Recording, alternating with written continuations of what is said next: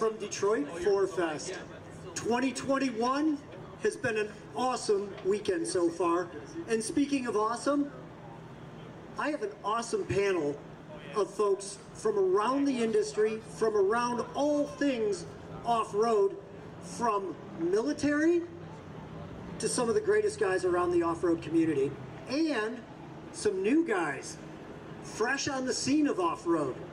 Let me go around and introduce everybody. John Warniak, our awesome host throughout this whole weekend, and really the guy who put these awesome panels together. Thank you, John. Nate Bulow from Jeep. Nate has been a supporter of Detroit 4Fest from before we even had a name, Detroit 4Fest. Enormous amount of credit goes to Jeep for making this a reality. So I want to thank Nate personally for that and for his awesome support over this whole process. Thank you. Thank you, Tom. Dave Cole, a guy who's been kind of a hero to me. I hate to sound like a fanboy, Dave, but man, held up on a pedestal. Creator of King of Hammers. For those that don't know what King of Hammers is, perhaps the sketchiest off-road event of all. And that's what makes him a hero to me, because I'm a big fan of sketchy. Yeah, we're sketchy. We all need more sketchy in our life. He's gone to shirt. Hey, I stole one of Dave's lines yesterday, so now it's his turn to take a sketchy line away. You can keep sketchy, it's fine. Dr. David Gorsuch. He's with the U.S. Army and does the development of all the land-based vehicles. It's an honor to have somebody from our armed services with us, so thank you, Doctor. Appreciate that a lot. Mike Sipe from our good friends Rancho right across the street here. Thank you, Mike. It's been awesome to have you here. We get to see each other fairly often at off-road events, so we spend a bit of quality time together. Brand new to the scene, Jake Hawksworth. You're going to hear this name and his colleague John often. They've got Hypercraft going. I'm going to let him talk about what's up, but it's very intriguing, and I think it's going to be a wonderful addition to our off-road community. Esteban, thank you for joining us. Always good to have you on board. Obviously, there's some excitement around Bronco at this moment, and I think that that's a burgeoning thing that's awesome for all of off-road, and I think it's going to bring up all of the ships and really make it more exciting in the entire off-road space. I think it's wonderful. Carlos Mojica, he comes to us from the LaFontaine Automotive Group. LaFontaine is one of the larger automotive groups, to be sure, here in metropolitan Detroit, and I don't know, the way that you guys are growing, we may be having a much broader conversation at some point. As a former retail guy, it was really important to me to include some stuff from the retail element because I think it's vital. With that, enough about me talking. Let's have these guys take over and have at it. I want to hear some cool bench racing, guys. Well, thank you, Z-Man. Again, welcome back to Detroit Fest. How many folks were here yesterday? Good. They got repeat audience. Very good. Yesterday, we took kind of a wide-ranging conversation and discussion about the technology, the marketing, and the lifestyle trends. So I'm going to kind of paraphrase that and say we talked a lot about the content, what's happened with off-road racing and off-road performance. Today, we're going to take a little deeper dive. We're going to certainly talk about the content. But today, with folks like Esteban and Carlos from the dealer side and from the brand side, we're going to get into the context of that. And for those of you in my head, the content is basically the packaging of basically the technology and the products. The context is basically the packaging of the consumer and the social part of it, branding and the social context. We're going to talk about that as well. We're also going to talk about the trends that are actually enabling faster, smarter, cooler, and safer. And we're going to take a little detour today as well and not just talk about new vehicles, new cars and trucks and SUVs, but old vehicles. I was very fortunate to have Neil Young as one of my keynote speakers at the SEMA show, and this goes back to 2010 was the first time he did that. And he made a comment while we were walking through the aisles, and he said, you know, John, an old car can take you to new places. Very profound. And what he meant was putting these technologies, and we'll talk about those today, on an older vehicle really does upscale, upcycle, upgrade that vehicle And you're seeing a lot of that here at 4Fest today. So you're seeing a lot of cool technologies that are new, but basically applied to an older vehicle. So we'll talk about that as well. So we're going to take, just like yesterday, we'll do the format. Will be each of the speakers will have 2 to 3 minutes to, again, reintroduce themselves, and more importantly, the key messages, key remarks, insights, or ideas they want to share with you today. So we're going to start with you. Me. Great. Well, thank you. And hello, everybody. Thanks for coming out to 4Fest today. Obviously, a fantastic event, an incredible line just to get in here. I think I got here just in time because there's so many people wanting to come in and experience this off-road park. And thanks to everybody else that's here and a part of this event. I think it's been great. So a brief intro on myself. My name is Nate Bulow. I'm with the Jeep brand.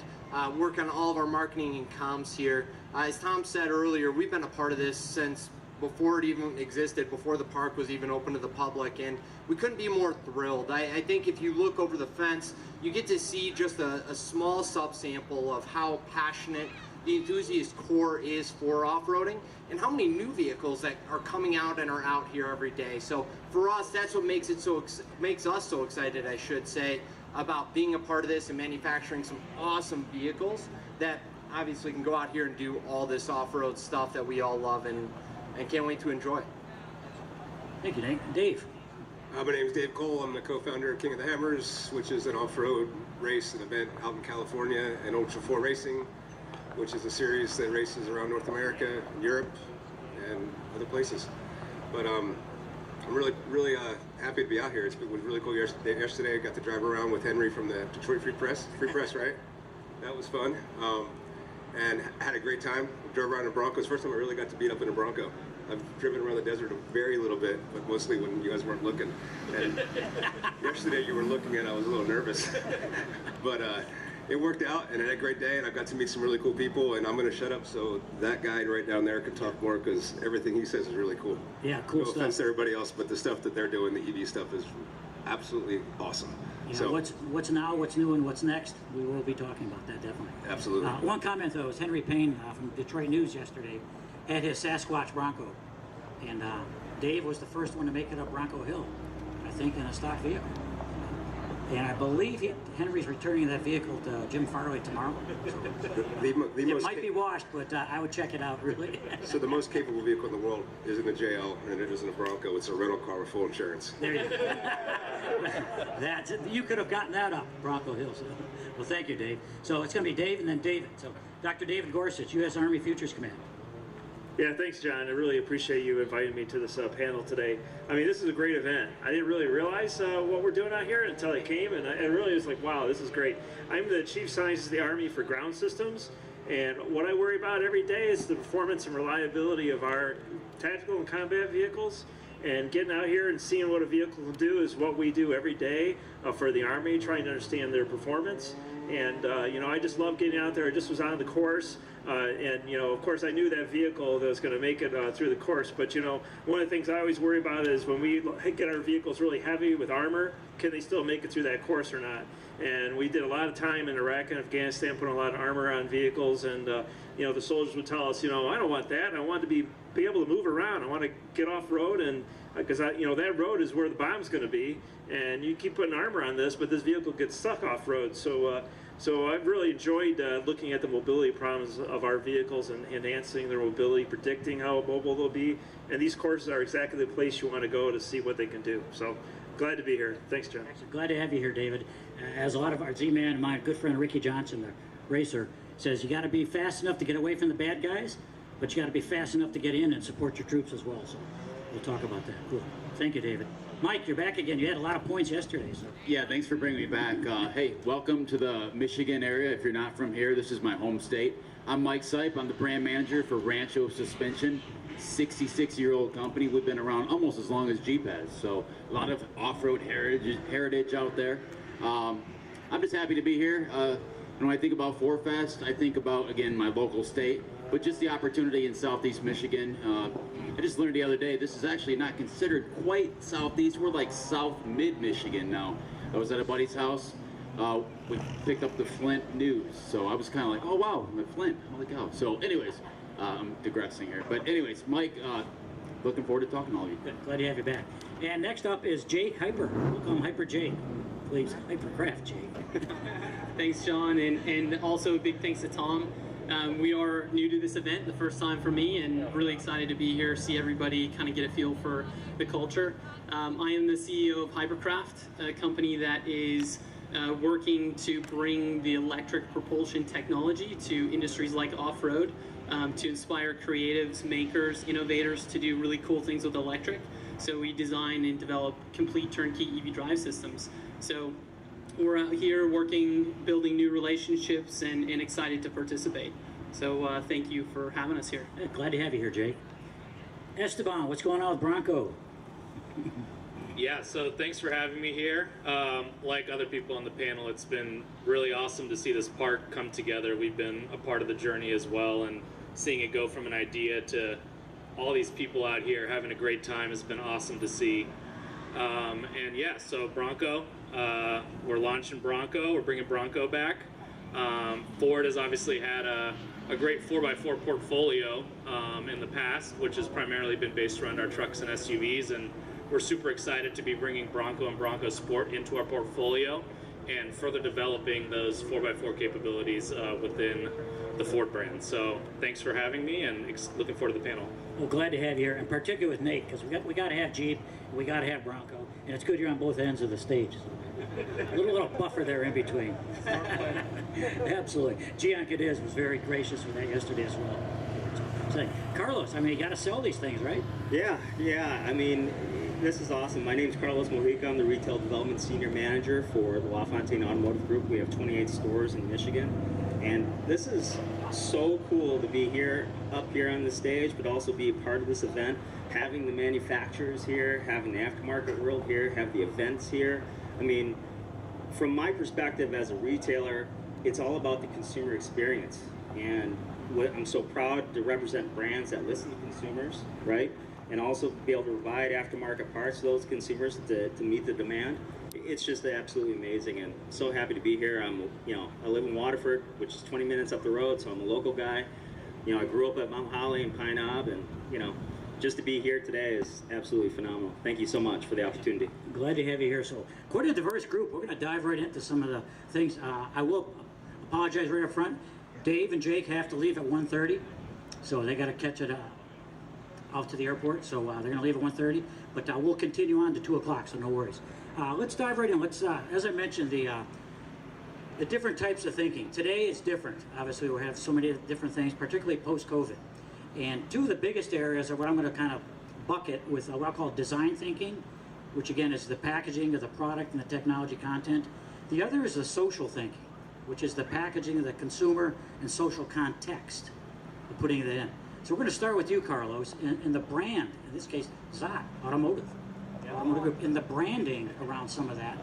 But tell us a little bit about how the brand, and to me the brand is kind of your reputation. What are you guys doing in the off-road with Zot Automotive? It's LaFontaine, but it's no big deal.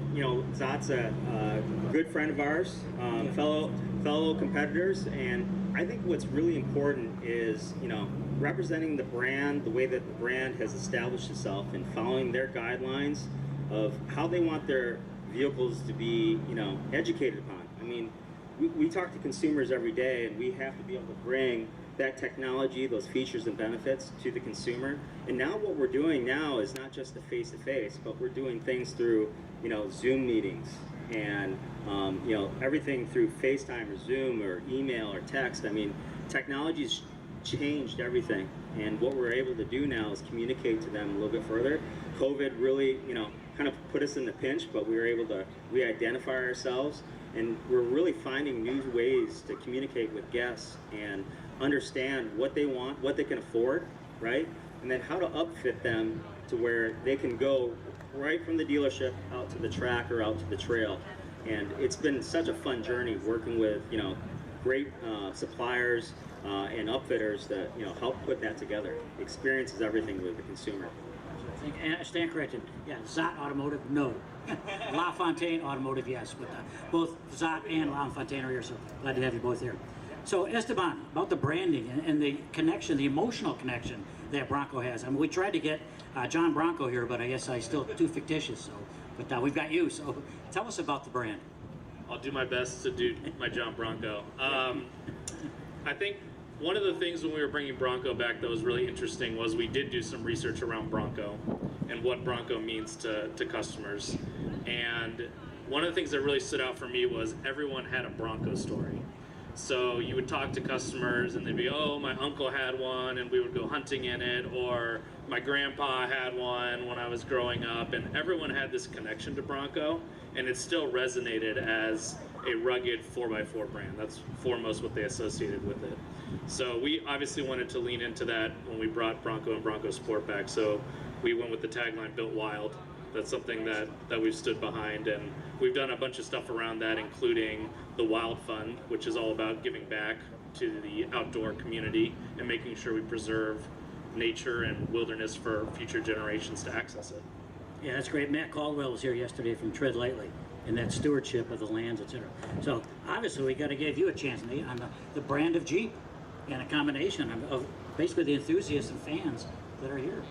Absolutely, and I think our fans do a better job of telling the story than I ever will. So for all of those that are out there, our dealer partners and a great partner in LaFontaine Group, you can see just right behind us all the customized Jeeps that they're selling. I mean, that's really what our brand's all about. I mean, 80 years of uninterrupted history, outdoors, off-road, all of these enthusiasts that are out here, all makes and models. You know, we're really happy to talk to different audiences, and I think our dealer partners can really highlight that, and everything from a V8 Wrangler to a hybrid Wrangler to all the diesels and gas engines in between, a truck.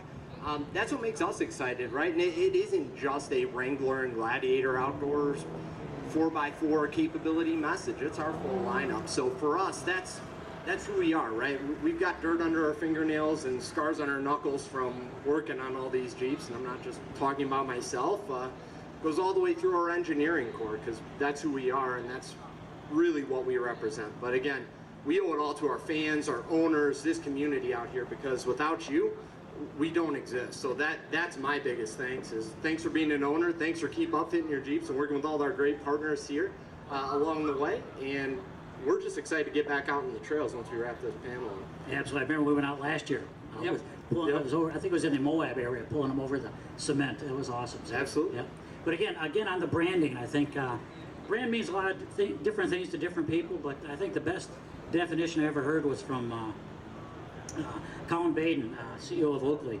He said the best definition of your culture, the best measurement of your brand is the culture. When you think about that, Dave, we're going to jump to you. King of the Hammers is its own brand, and the culture of King of the Hammers, and what you've grown there. Yeah, I think it's really just a microscope or a magnifying glass on the off-roading culture in general. We didn't make the culture. It already existed. It existed no matter if you're wheeling here. I mean, I've been fortunate to wheel pretty much around the world, and everywhere I go, you meet the exact same person, just a different accent. I mean, they all hang out the same. They all have the same values. They all value the land the same way. They all want to build their vehicles, and it's the same no matter where you go. And so King of the Hammers is just a really big party with the same people. It's kind of fun. And it is that culture. As Nate absolutely mentioned, that culture, yeah. bare knuckles and, and getting in. and it started with the racers, because we had racers before we had fans, obviously, and the racers knew they had to rely on each other to get back. We were a no-chase race. No one could come and run and help you out the field. So the racers became cognizant of the camaraderie between themselves and their peers, because at some point you're always going to be the guy that needs help. So if you decide to be that guy, eventually that karma is going to come back. Absolutely. So, Absolutely. yep.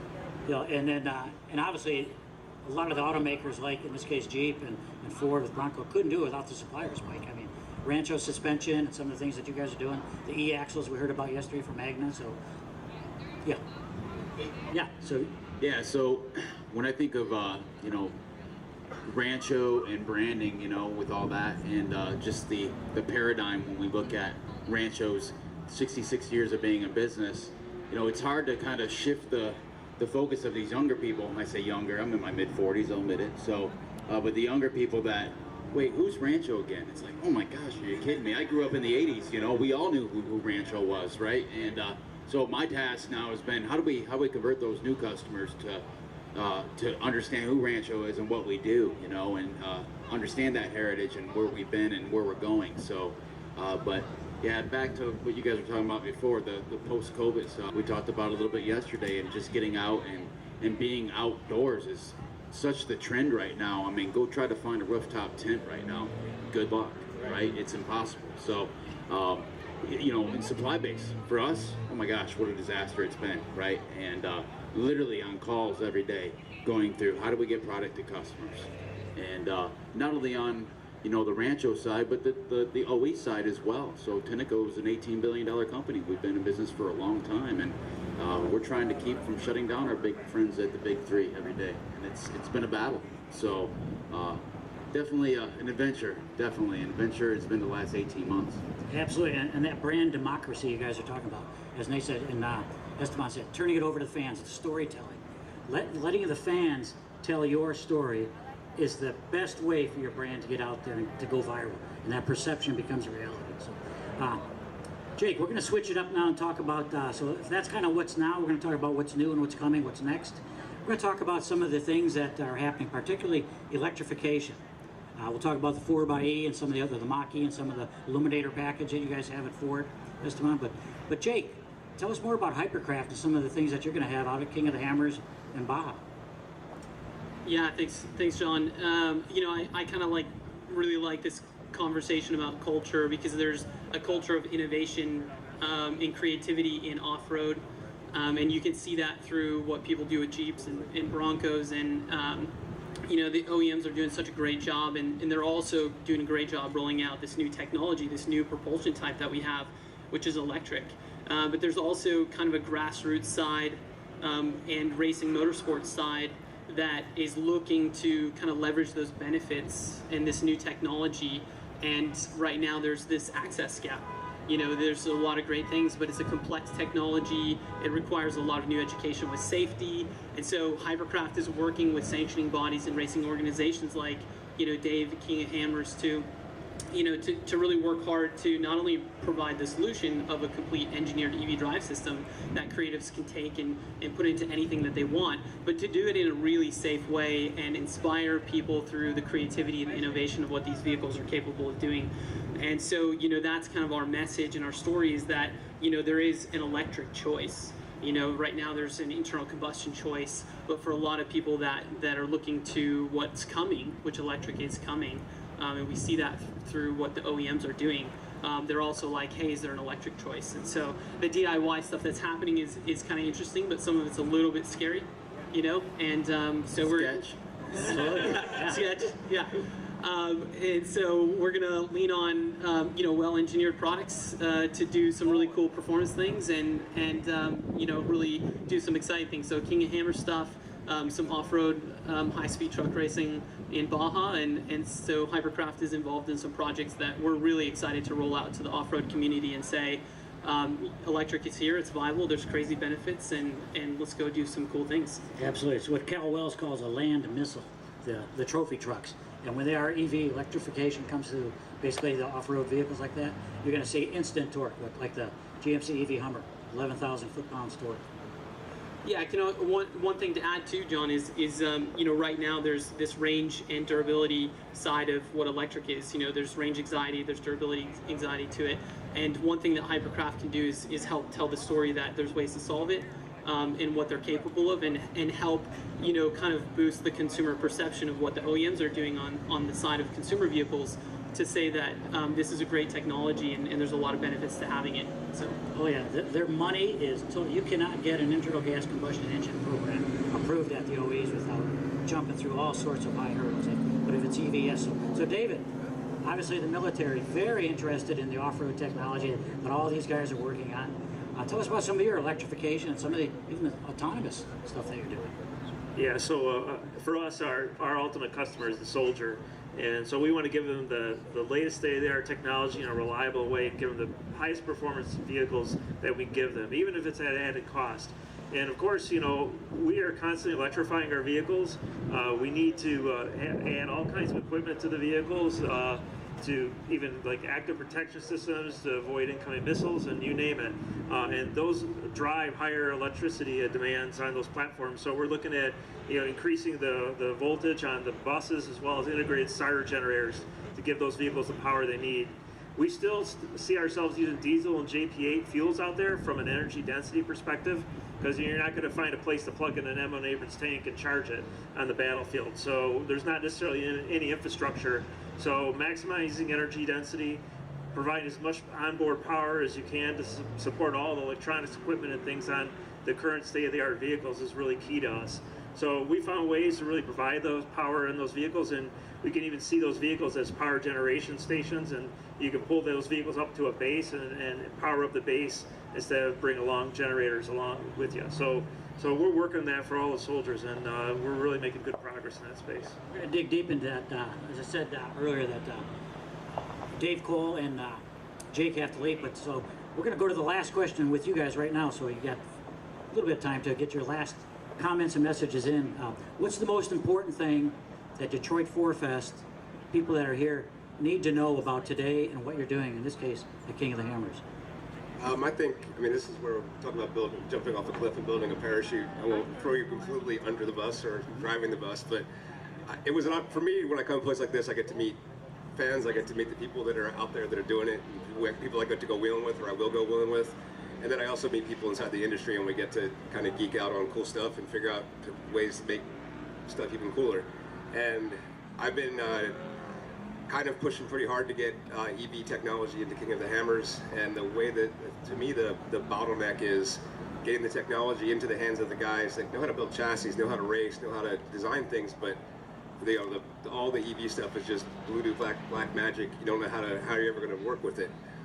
So what we want to do is provide basically a spec powertrain package. It's a 150 horsepower motor. It's a battery that's going to last for an hour driving that motor, and a controller and everything necessary from like basically the motor output back up to the gas pedal, to the accelerator pedal, right?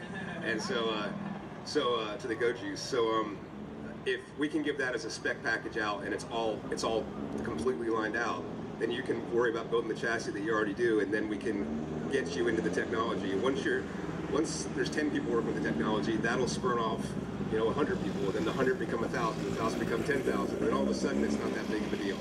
And so that's what I'm excited to go forward on and doing, and this show specifically introducing people that can make it happen. So very exciting.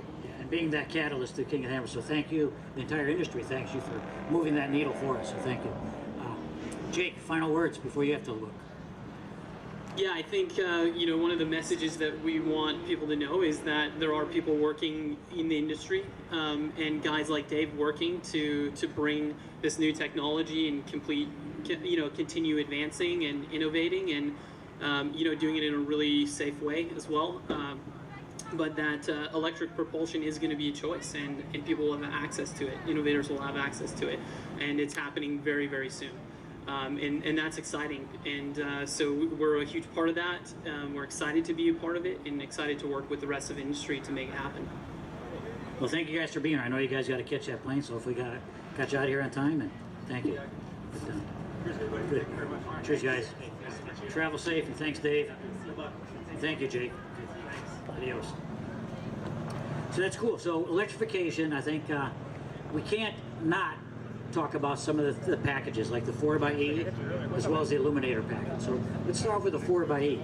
I mean, is there one out here? Did you bring one out? I've had it out the past 3 days, so I figured I'd give it a little bit of a rest. I brought my JK out, but I've had my 4xe for a year, and it's been absolutely awesome. For those of you that haven't had the chance to wheel an electrified vehicle, it's absolutely an incredible experience because you get all of the torque right on demand, and it's absolutely quiet. My favorite thing to do is that the first time I took mine out was up north, right? I was just wheeling in the UP with it. Put it into electric mode, and all you hear is the snow crunching beneath you. It's absolutely incredible. It blows your minds. And top off, doors off, next level experience. So it's been great. We're actually partnering with the Rebel Rally. We'll have 2 racers out in 4xEs here in just another week, and they'll be out there tooling around in them. So entering into that new electrified class that I know Jake had to leave, but he was talking about that. We're pushing, that's where the industry is going, and honestly, I encourage everybody to go take out an electric vehicle off-road. It's absolutely incredible and a total game-changing experience. Yeah, absolutely, and I think consumers are going to love it. They have. I mean, it's the best-selling plug-in hybrid in America right now. I mean, that's saying something when you look at the competition, not just SUVs, not just 4x4s, the best-selling period. So, really good signs for us in terms of consumer adoption. That's fantastic. And I think last I looked, there were like 13 different variants of the Jeep. Yeah, give or take. Give or take. You throw some color combos, short, long. There's probably a few million, but Combinations, absolutely. oh my gosh. 13 major variants. Yep. How many of the Bronco, Esteban? How many different variants of the Bronco? We have quite a few. I mean, especially if you're considering Bronco and Bronco Sport together. Obviously, a brand that we're very excited about at Ford. And to your point on electrification, it's very much something that we're all in with Ford. We have the Mustang Mach-E that's out there electrifying our Mustang icon. We have the Lightning that's going to come out shortly, electrifying another one of our icons, and then one that gets a little less press is the Transit van that's going electric. But very much committed to electrification at Ford, and I agree with all the comments that have been said. Once you drive one, it's really a game changer, and it's a unique experience. I think we're starting to see the pull from the customers versus it being kind of a regulatory push model. And to me, it's amazing, being an engineer, how we kind of leaped over the hybrid section. If you're going basically from internal gas combustion engines to plug-in hybrids, and basically pure plug-ins. Battery electric, full battery electric. I'm surprised at that. Any comments? Did you see anything that, Mike, at Rancho? I mean, jumping and nothing? Yeah, so I had the opportunity at the Jeep Jamboree to run Rubicon with your global brand manager, Christian. Yeah, Christian, our global CEO. Yeah, so I spent 15, 20 minutes talking to him, and he had just ran the first leg of it, the first 8 hours on the Rubicon, and it was amazing being next to him, hearing that thing go by when it wasn't in pure electric mode, and definitely great conversations. You could talk while the thing was running and stuff like that. And I've done several off-road events with 4xEs along. Consumers are showing up with them now. So it's a whole different conversation. Obviously, I'm going to talk about suspension when they're around me, right? But we talk Jeeps when we're out there. I mean, I'm an enthusiast. You're an enthusiast. You got a JK. I mean, come on, right? So it's neat. I'm excited to see where it goes. I'm really interested in buying a 4xE myself as well. The rebate helps too. So, but yeah, it's a direction I think as an industry, not only the OE industry, but the performance aftermarket industry is heading. It's just who's going to get on that train and keep riding along. Absolutely. Yeah, I want to touch on that real quick with the performance side of it. It's proof in the pudding, right? And the proof in the pudding is, can consumers see the EVs perform out in the desert or on the trail? And now they're enamored on, hey, that could be me out in the UP or St. Helen or wherever the case may be. The other side of it too, like as a dealer group, we're embracing EV at its fullest. It's not, some dealers can kind of hide away from a little bit and just kind of go when things are in momentum, but to be at the tip of the spear with that and embracing it, this past year we went through 7 different acquisitions for the LaFontaine Automotive Group. One of them was Polestar. Polestar, taking that particular brand and having a brand and be able to represent 5 different states with Polestar as a performance luxury segment, and showing like there's someone else other than Tesla that's able to provide a vehicle. You know what I'm saying? And we're really excited about the commercial and fleet aspects of EV. Because that's going to be a huge thing. Like right now, like in Michigan, we got 2 Amazon hubs, and they got a whole fleet of EV transport vehicles that we work on too. And it's one of those things where people are going to get a lot more comfortable with it, but they have to see the proof in the pudding. They also have to have infrastructure. Infrastructure is so important, right? Like you see gas stations, and we're just trying to imagine, are there going to be electric charging stations everywhere? Are they going to be at their home, in offices? Is the municipalities going to participate in that? As dealers, we want to have charger stations provide to our consumers that buy the EVs from us, and to provide that demand. I travel a lot, right, for work. So leaving the state of Michigan, which is the Motor City, right, and going out to different states like California, You know, everything on the left side is especially, and you see a lot more charging stations out there. I mean, just in weird spots, you're like, there's a car wash here and a Tesla charging station. What the heck?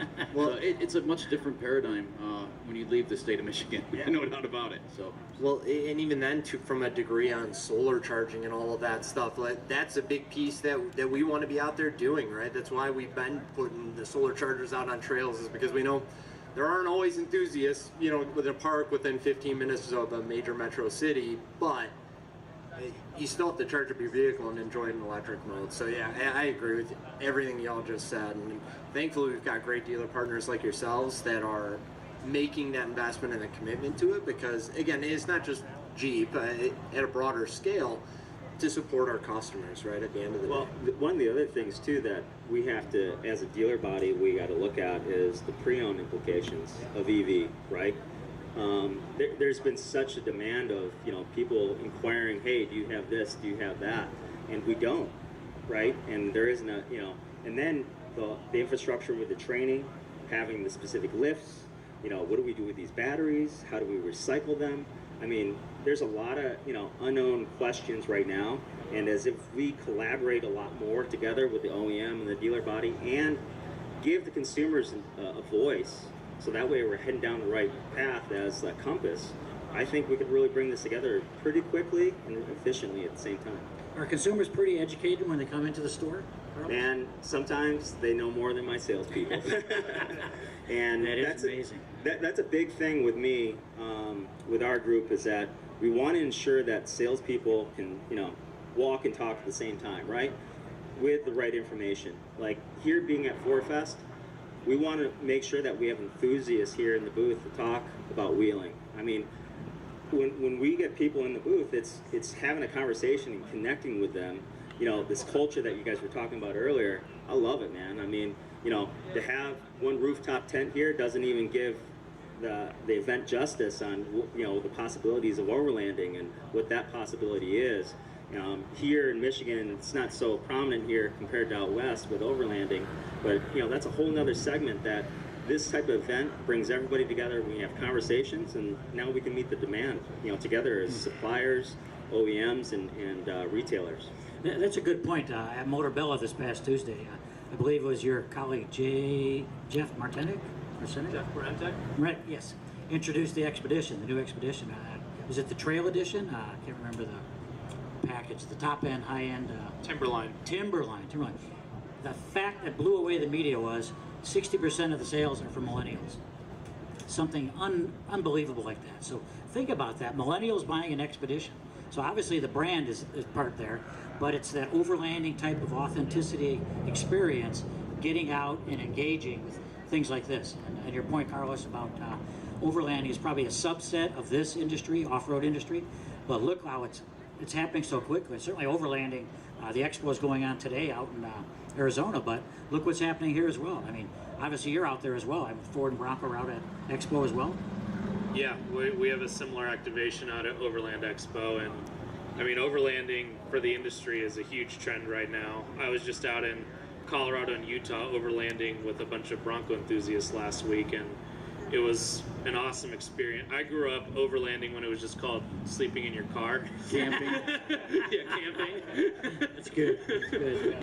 But it's awesome to see that it's bringing new people into the hobby, into the sport.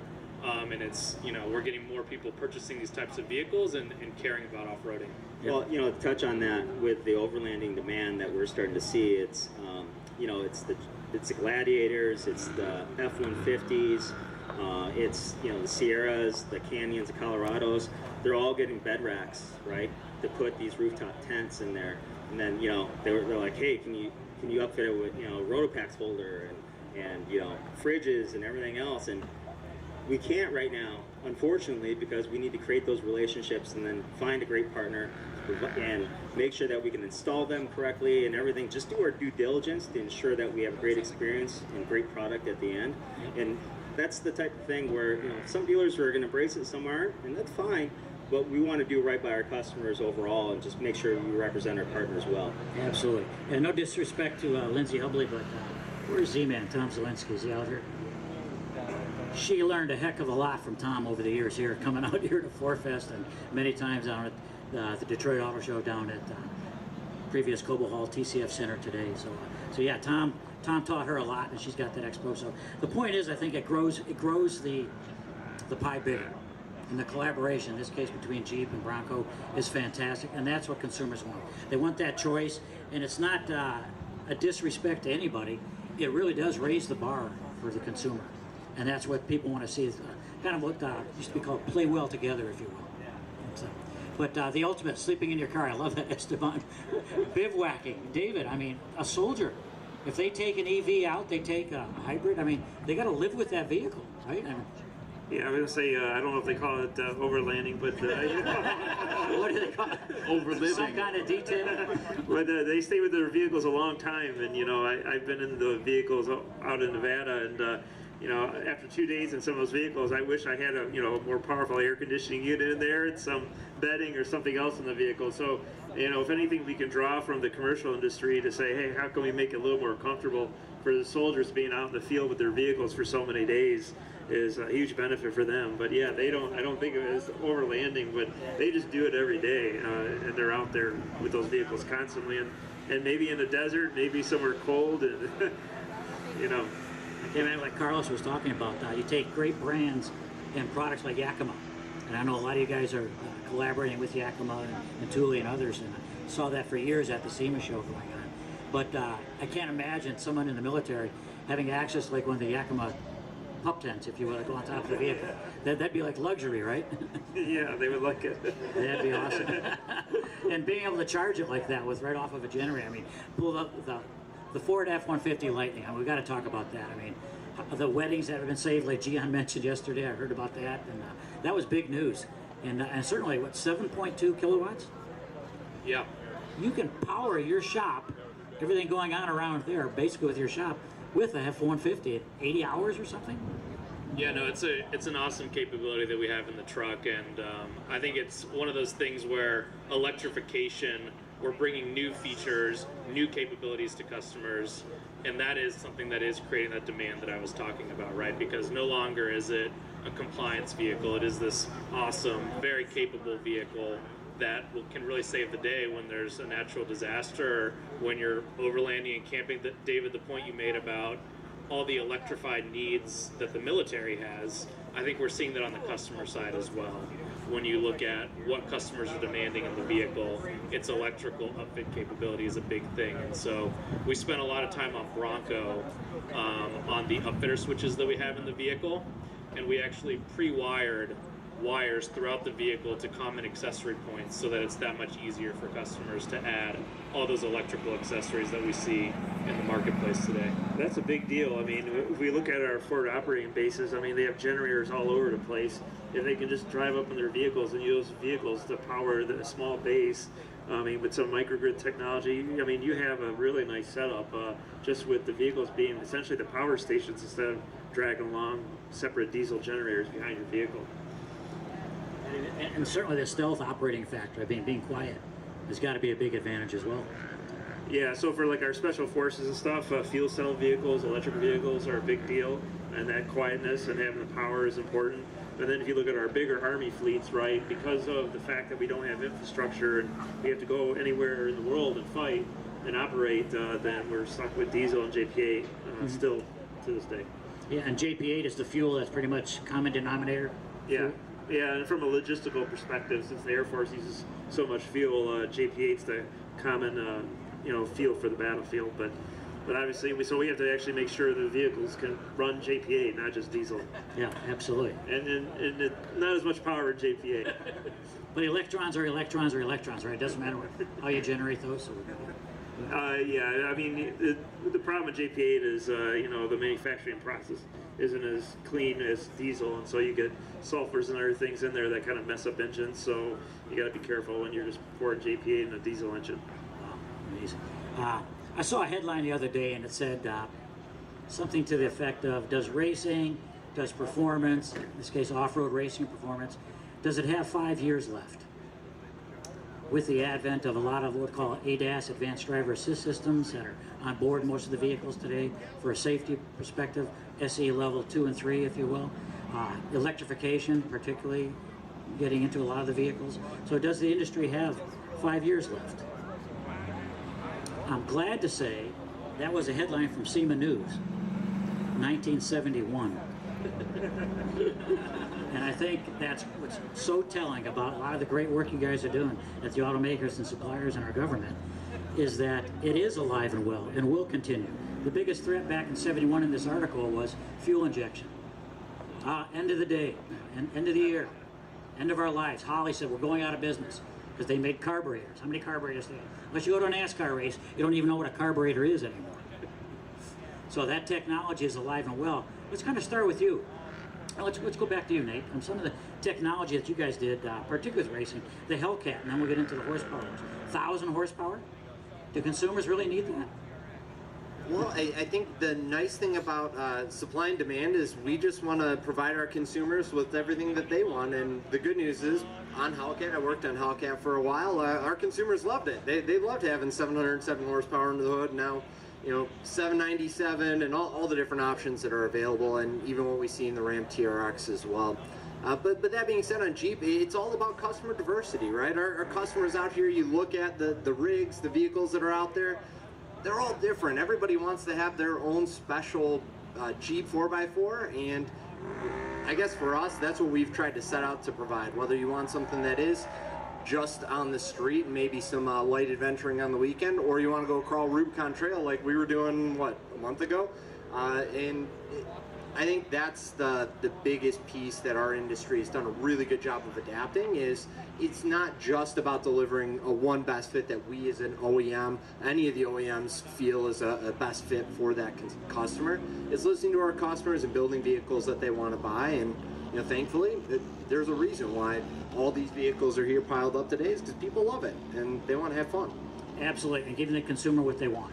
And again, not so much a focus group, but going out to the Gemba in the front line saying, there's a market for this. We need to fill that niche and actually do that. Well, and that's why we're here, right? I mean, our brand got its start from all the soldiers coming back from deployment and buying MBs at auctions, and they really kind of created the sport, created the hobby, and we've watched the military industry for a long time and how y'all package things and do some of the electrical accessory wiring and things like that. We use all of that as inspiration because we know those vehicles are engineered tough, and if there's some smart new way to crack the nut for our customers, we want to do it. And that's ultimately what we're always seeking. But that's ultimately what we learn out here too. There's so many great vendors, so many great customers that are just thinking of new and inventive ways to solve problems. Absolutely, and performance sells. We'll get to that at the stores as well. But Esteban, I mean, the Mach-E, probably one of the biggest, I'd say, risks that Jim Farley has taken in building the Mach-E and what you ended up with, and the calling for that. I think Norway's #1 vehicle being sold, and for the Mach-E, I mean, that's tremendous. Yeah, it's pretty neat to see how you can take an icon like the Mustang and apply electrification to it in a new format, and just see the customer response, which has been tremendous for the vehicle. So I think it's very indicative of the way the industry is going, as we've all touched on in previous questions. But to see the customer demand for the vehicle is awesome. Absolutely. So in the LaFontaine group, are you seeing some of those vehicles? What do consumers come in and say? When can I get on the list? When can I get mine? Yeah, it's all, right now it's about reservation, services right now provided by the OEMs. We're trying to make that very smooth for the guests, and before they hit the button to submit and put in their down payment, or the reservation cost, they want to be educated. They're consuming hours and hours of YouTube videos and Facebook posts and automotive news articles about these vehicles. And then when they come in, it's just a matter of, how do I put it together? What do I order? Do you think this looks good? I mean, they're asking for our advice on, how to personalize it. And one of the biggest things in what we've seen with the online platform or the reservation system, we had those conversations before the reservation system, right? And what we've really found is, like, consumers, these vehicles that they're purchasing now, especially with the demand how high and how hot it is right now, it's how they're identifying themselves with these vehicles. In Metro Detroit, we don't have mass transit like most cities do. So these vehicles are an extension of their lifestyle, extension of their identity. and where they want to drive, they you know, it's all in alignment. And especially with the social aspect and the younger generation, that's more important than anything else right now. Absolutely, that younger generation. Oh my gosh! And you know. What's really great about the younger generation is like they're not afraid to talk. they're so proud to post and educate, and it's great having, you know, suppliers and OEMs listening to that. You know, you guys, you know, finding alliances with social influencers out there, giving direct feedback, giving them a vehicle, and let them tune it, let them customize it, let them upfit it, and just kind of seeing what they're doing. And now you have brand ambassadors that are just, you know, giving you direct feedback, but also propulsing, you know, your brand too. And as dealers, you know, we're listening to that, you know, and we want to ensure that we're stocking the right cars. Yes, we have daily drivers, but we also have lifestyle vehicles. And I really want to say lifestyle vehicles because it's not about just performance or racing or anything like that. It's these lifestyle vehicles where people want, you know, 840 horsepower Gladiator, or they want, you know, regular, you know, JL or Bronco, and with capabilities where they can daily it if they want to, but also have that cool factor to them that satisfies their inner being. Absolutely. A good friend of mine, Bo Bachman, out of Galpin Ford, and his dad taught him that, Bert, and it's so profound. It's win the customer, the consumer's hearts, sell more cars. So tying into that emotional connection to that. And you mentioned the cool factor, we'll get to that in a bit. But David, you've got a program down at Clemson University called Viper. So you're working with the next generation of motorheads and chip heads. And these kids are smart, some of the stuff they're doing. Tell us a little bit about that and how that fits into where some of the automakers and suppliers are going. Yeah, so we engage quite a few universities, and Clemson is a big one. They have the International Center for Automotive Research there. And we've worked with them for years, but they have a program called Deep Orange 12, which is now involving autonomous race car driving, and they just recently unveiled that, and they're going to have an event in Indianapolis here shortly in October. And we're going to do actually Deep Orange 13. The U.S. Army is sponsoring Deep Orange 13, which will be a robotic combat vehicle. We'll do virtual prototyping, design it on the computer at the start, and do a lot of analysis up front to find out what the right mix of requirements and performance specifications are on that platform. And then we're actually going to build it and get it out there in the field. So we right now have robotic combat vehicles driving on courses just like this one back here. We're looking at what they can do from an autonomy perspective. So, you know, and what we've seen is a steady progression of the technologies in terms of controls to get these vehicles to start negotiating off-road courses like this better and better. And so the virtual prototyping center we started at Clemson, we've really, it's a big effort, but they're going to end up developing one of these robotic combat vehicles, and we will do a lot of off-roading with that. So I'm looking forward to that event. That is cool. There's a program going on with Special Operations Command. It's not too public, but Mouse McCoy working on it. We actually showed you the video of that, and it's an autonomous chase vehicle. But it's really cool because it was designed by Eric Miller, King of the Hammers winner, and a lot of the suppliers pulling together to make that into an EV eventually. But to actually be an autonomous chase vehicle and keep our soldiers, women and men, out of harm's way. I mean, amazing that technology coming from a lot of the private sector and you guys. The cool factor, you mentioned that, Carlos. Again, that headline I mentioned, and making racing and performance cool again. A lot of the stuff you guys are doing is actually keeping the industry alive, but more importantly, even growing it. Yeah, the cool factor with us, and I think in the industry in general, is, you know, can we be great listeners to see what's cool and what's not, right? But how do we also adapt and overcome, you know, certain things that are happening with, you know, the lifestyle right now is being outside, right? We talked about that. And how do we get, you know, our identified vehicles that represent us outside, deeper in it, right? Enjoy it and make it a lot more comfortable, but also have, you know, just affordable overall. Like we work with, you know, tremendous amount of lenders, and a lot of people don't understand how, you know, you could really afford these vehicles, and leasing them, purchase options.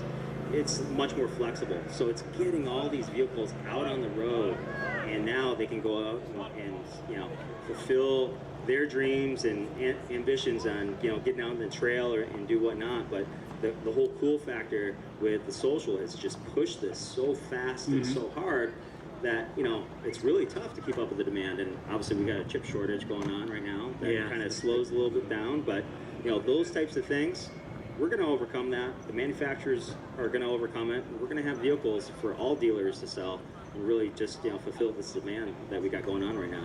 Actually, being a good listener, I love that. I mean, good friend Ralph Gills over at Chrysler, FCA, Stellantis, all the names there. But Ralph has been there through all those.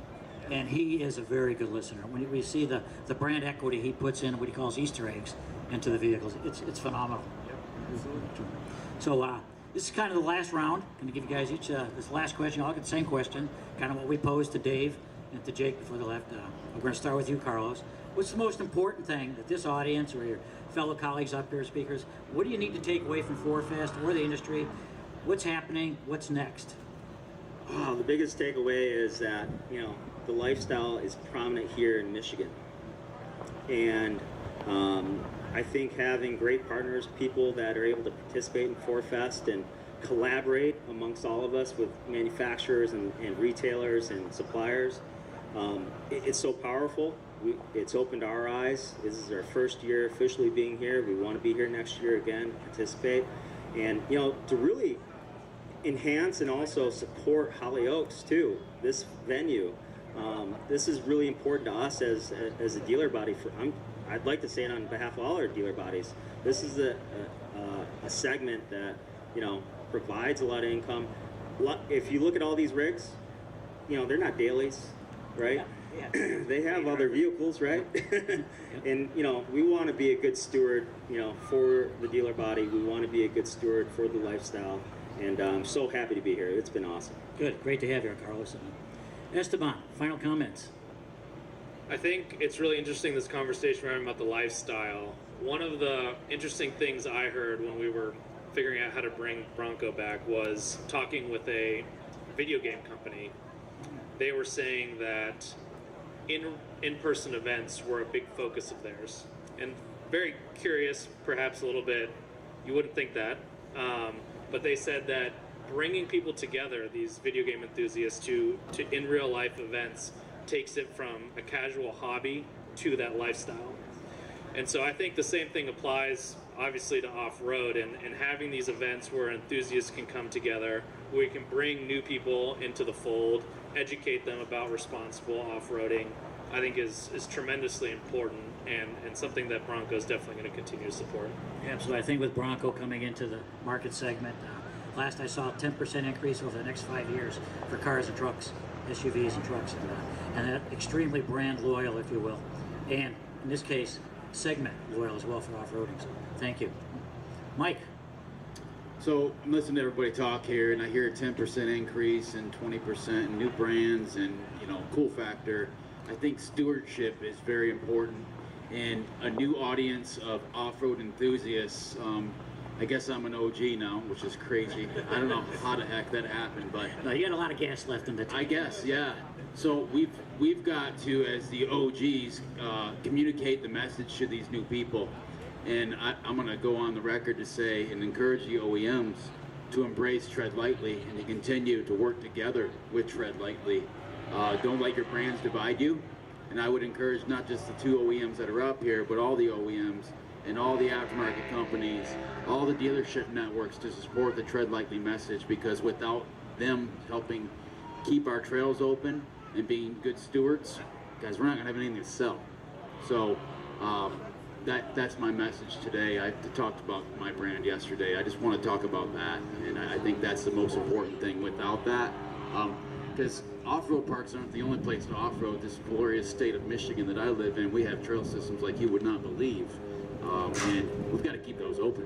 So please encourage your friends to join Tread Lightly, and I encourage the OEMs to follow that too. Absolutely. Well, thank you, Mike. And what Z-Man Tom Zielinski created with the DNR, MEDC, State of Michigan, Oakland County Park today, it took a lot to get to this point, and it wouldn't be here without the collaboration of all of you up here. David, final comments. So if I say I don't know what OG means, it means I'm OG, right? He's an original gangster. There you go. No, so many things I could say, but I tell you, one of the wonderful things that happened to me and my family, kind of a with the COVID thing and everything and not traveling so much, we ended up getting in the car and going up north and just exploring, hitting all the beaches, camping, tenting. Sometimes we went up north, we didn't even know where we were going to stay, right? It's like, oh, we're just going to find a place to stay and figure it out. So that vehicle becomes really, really important, you know, at that. And that's a whole thing that it's been so wonderful for my kids to, you know, just, you know, experience that. You know, you're relying on your vehicle for power and warmth some nights, and otherwise you're in the tent and you got to make a fire, and you know, you got to figure out how to charge all the iPhones and iPads because all those come with us, right? So it's been a great experience, but I think it's a great event. You know, this is my first time here, seeing what's in the back. I do this for the Army every day, worrying about off-road mobility and things like that. But I also see that there's this culture commercially and people doing this overlanding, which we don't think of it as that, as I said. But a great event, and makes me think about all the new technologies coming out there that we're incorporating these platforms and how we can do it better, especially when you're just going somewhere out up north and trying to find a good place to stay, and you're relying on your vehicle for so many different things. So anyway, thanks, John. Glad to have you here, David. And final comments, and our big sponsor here, Jeep. So Nate, final comments. Absolutely. I think for us, everybody here has said so many great words about it. I guess two big things I would focus in on. The first being education. Whether it's tread lightly and using our trails responsibly, everybody here loves the outdoors. We want to preserve it not just for our next generation, but the generation after them. We want to get more people out there too.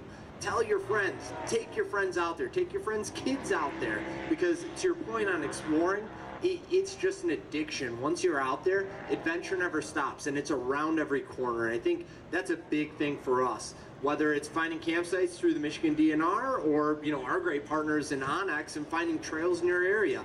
Download the Onyx app and you can find trails all over this great state or this great nation.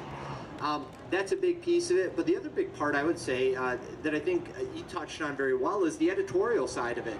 Is tell your story. Talk about how great this is when you're out there. Pull your cell phone out and record yourself, because quite frankly, it's just as good as many productions from when I grew up, at least.